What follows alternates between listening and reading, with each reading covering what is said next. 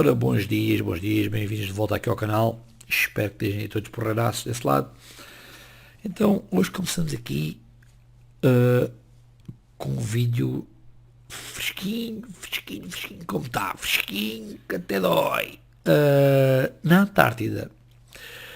E que realmente é um mistério. A Antártida é um mistério fora do comum, pelo menos na minha ótica de ver, porque é o único sítio do planeta onde todos os países, e quando eu digo todos, são todos os países, concordam em permanecer neutros ali. Ninguém ataca, ninguém quer um bocado maior, um bocado mais pequeno, nada. O que é esquisito, porque além disso não há permissão de ninguém poder estudar a Antártida. Isto às vezes dá que pensar um bocadinho. O que é que eles têm na Antártida para que isso seja um bloqueio tão grande? Dá que pensar. Bom, de qualquer forma fica aqui o primeiro vídeo. Espero que gostem. Está fresquinho. No verão vai saber bem. Antártida, gelo, umas pedrinhas de gelo e tal. Mas até chegar o tempo mais quente, fica aqui fresquinho. Um abraço, pessoal. Antarctica is extremely sketchy. Even countries at war still agree to protect it. Why? No one is allowed to own Antarctica, and every single country has signed a treaty as of 1959 that has heavily restricted the continent. Most areas of Antarctica are inaccessible to the general public, and even the places that can be visited are not allowed as a part of independent exploration. They claim that it's for our own safety, but many theorists believe otherwise. Many world leaders have openly stated that they have attended meetings in Antarctica, but without any context behind what the meeting was for or why they had to go to Antarctica for the meeting. The reason many people believe that they're hiding something is due to the fact that pictures taken of Antarctica before the 1959 treaty signing and hidden from the public show ancient ruins, statues, and even what looked like pyramids. Could these be from a lost civilization? Antarctica was thought to be ice-free as recently as 6,000 years ago, and many ancient maps actually painted Antarctica as green. And some even show the Antarctic shoreline and South America connecting. Yes, the images could have been faked, and for all we know, so could the ancient maps. But what if there truly is something deeper that we are not allowed to find out about? Ok, pessoal, quem é que gosta de iPhone? Daquele telemóvel da Apple com a maçã mordida, que também há até algum significado no fundo. De qualquer forma, vale o que vale. Não é daí que a gente vai falar hoje. Hoje vamos falar de que, aparentemente, o iPhone tira uma foto a cada 5 segundos. Porquê? Meus amigos, não faço a mínima ideia. Mas fica aqui este vídeo aparentemente com a descoberta que os iPhones tiram fotos a cada 5 segundos. Para quem é que mandam? E o que é que eles estão a tentar ver? Tadã! É comprar mais um iPhone. The Apple iPhone takes a picture of you every 5 seconds without you knowing. And the only way you would find out is if you're looking through an infrared lens. I've heard a lot of conspiracies about the iPhone, that it's the mark of the beast, that iPhone stands for all-seeing eye, Serie backwards is iris, that the iPhone hears and sees everything you do, even that the logo is the forbidden fruit that brought sin into this world. But this is no conspiracy. You can see it right in front of your face. I knew it did this with Face ID, but why is it doing it every 5 seconds? Já falámos deste menino aqui no nosso canal e volto a dizer, quem se lembra dele? Tom DeLonge. Não, DeLong. Mas lê-se DeLonge em português. Blink 182, se eu não me falha a memória. E está aqui a colocar mais umas teorias em modo de afirmação no mundo. Então, fica aqui o vídeo e até já. Tom DeLonge from Blink-182 is a UFO and expert on aliens. He talks about a pyramid in Alaska. Check this out. You know that there's a pyramid in Alaska? There's a pyramid and it's underground, and they've been studying it for decades. It's not that far from Valdez, I believe. I would have to check on where it's at, but apparently, yeah. And I know a very important person that from the Pentagon that met with one of the lead defense contractors that were studying it, and they told him, they said, we think we finally know what it's doing. It's all turned on. We think it's suppressing consciousness. That's what he said. The legend is that there was an earthquake of sorts, and all the seismographs picked up the waves that come, you know, all the way through everything, and they saw this whole anomaly, like as those shock waves went through the land, there was some kind of structure or something that perturbed, you know, on the receiving end of these waves. And so they dug some tunnels, elevator shafts, made a little strip there to land, and they've been underground studying it forever. That's how the legend is. Then the news did a little piece on. So Tom DeLonge has researched tons of things. This is a very interesting topic. Stay curious. Ora, ponderei colocar este vídeo na quarta-feira passada, visto o tema ter sido vulcões e etc. Mas pareceu mais adequado este ficar aqui hoje, sexta-feira. É assim, eu acho que vocês vão ou irão perceber o motivo de eu colocá-lo aqui. Agora digam-me, o que raio era esta luz ali a pescar no momento em que o vulcão está a entrar em erupção? É uma boa pergunta, penso eu, e que faz mexer um bocadinho os neurónios. Faz. On April 26, 2011, a camera was filming some buildings near Mount Sakurajima when a strange event occurred. A strong pulsating white light appeared near the volcano. As time passed, the intensity of the light increased. At second 22, there is a strong pulse, and an object appears to accelerate at high speed from the top of the volcano, behind the clouds. On the ground to the right, we can see beams of energy entering and leaving the large ball of energy. I have the impression that some kind of energy exchange seemed to be taking place, as if something was being transported in the region through the energy pulses. At the 50-second mark, we can see another object that seems to be taking off at high speed towards space, coming out of the volcano and in sync with the large ball of energy. I believe the ball of light on the ground could be a source of energy for possible spacecraft accelerating away from the planet. In my opinion, this is one of the most impressive records ever made of an unusual phenomenon. What do you think happened in Japan in 2011? Este próximo vídeo foi filmado por um passageiro através da janelinha de um avião. Agora, o que é que poderá ser? Deixa aí ao vosso consenso o que é que poderá eventualmente ser. Um bando de pardais? Algum teste manhoso com alguma aeronave? Algum OVNI mesmo? Enfim, fica aqui o vídeo e digam-me o que é que acham. Um abraço. A user on Reddit was traveling by plane from Denver to California when all of a sudden he saw this very strange phenomenon in the sky. Is this a UFO or is it maybe something else? Check this out.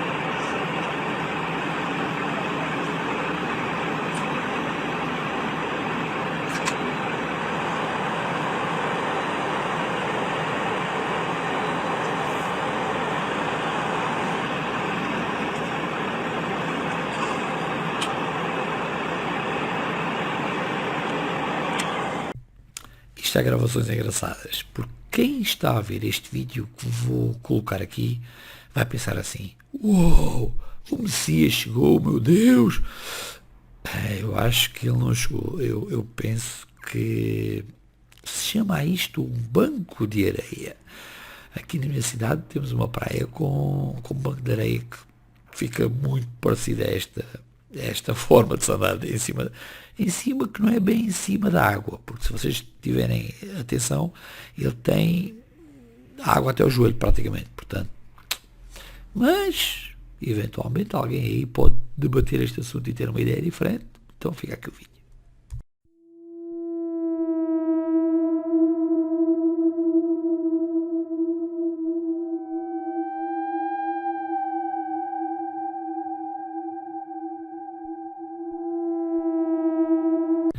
Bem, neste próximo vídeo a gente olha e vê uma catedral com mais de 500 anos e com um desenho bastante interessante no chão.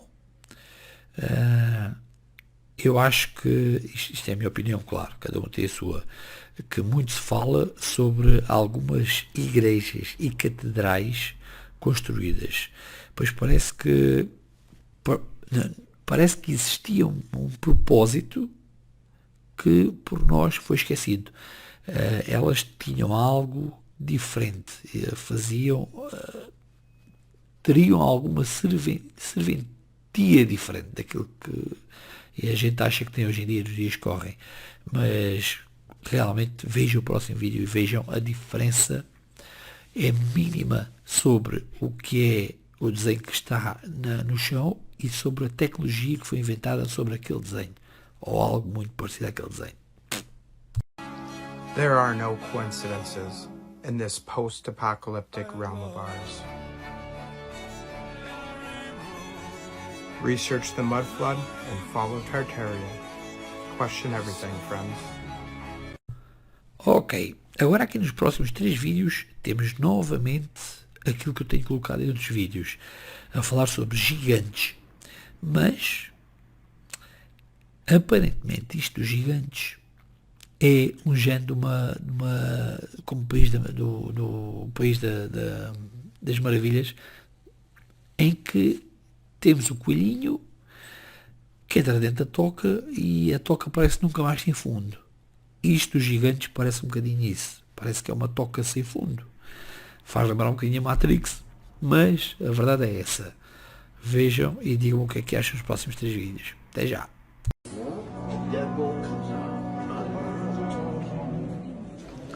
These lands were not made for just us.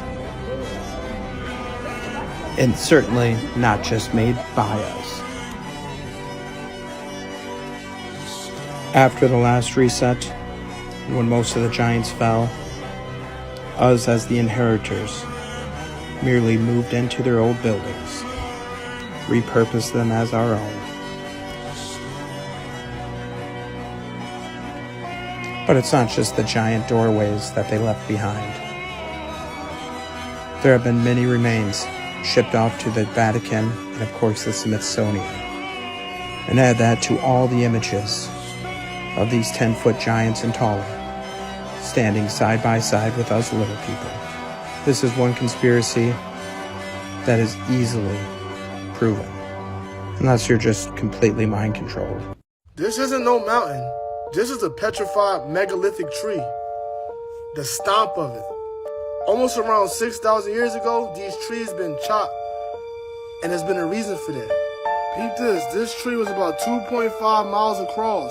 And y'all know how they be telling us the truth in these movies. Y'all remember the Avatar scene? Peep. The truth is always in the movies.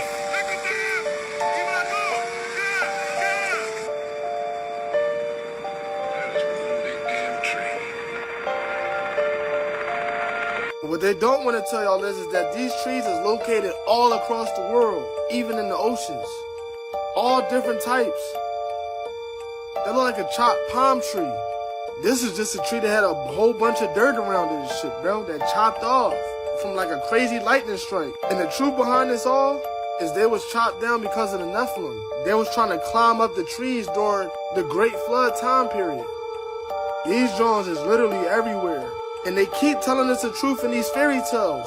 Jack and the Beanstalk was really about the megalithic trees and how the giants was trying to crawl up the trees, bro. Follow Lord for some of the best content on this shit. Wake up! I keep trying to tell y'all that giants existed. And I'm about to prove that shit right now. Look at this. It starts up just like this.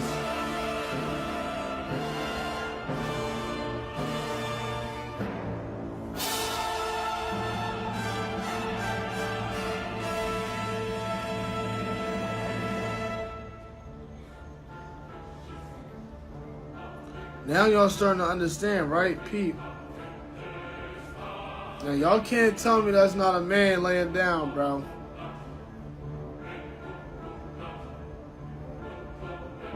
And most of these people was washed up during the Great Flood.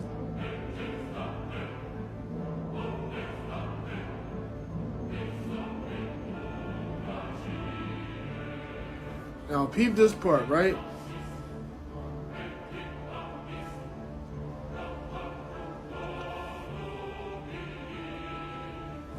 Was it just a coincidence?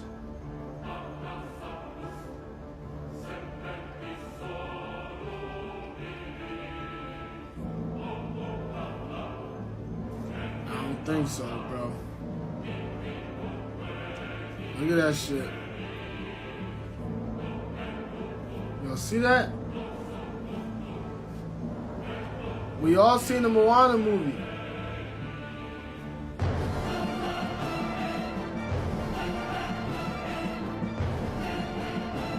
All of the paintings and drawings from back in the day, bro, they was telling us.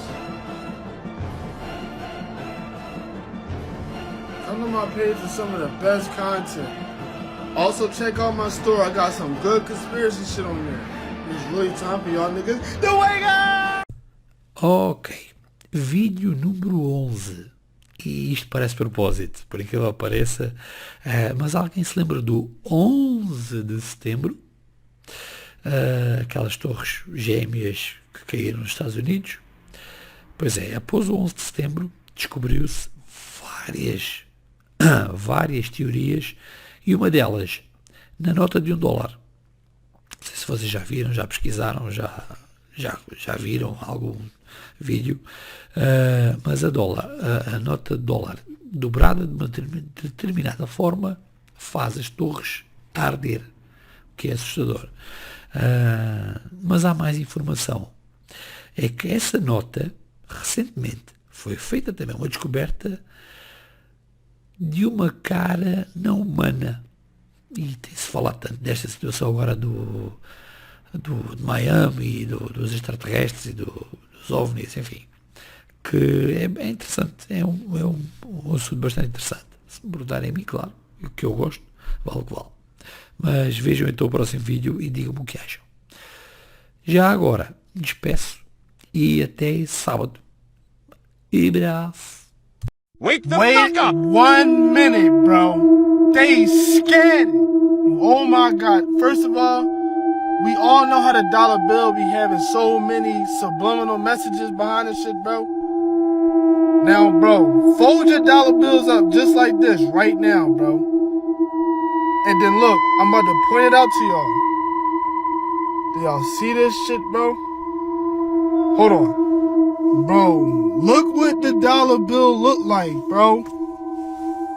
What do y'all see? Do y'all see that shit? Bro, this shit is crazy. Look, I had to zoom in real quick, bro. Do y'all see the details of the mint? The mint means face, by the way, because I'm from Philly, you feel me? But look at that shit. Look at the eyes. Bro, that's a reptilian, bro. That's a reptilian. Oh my God!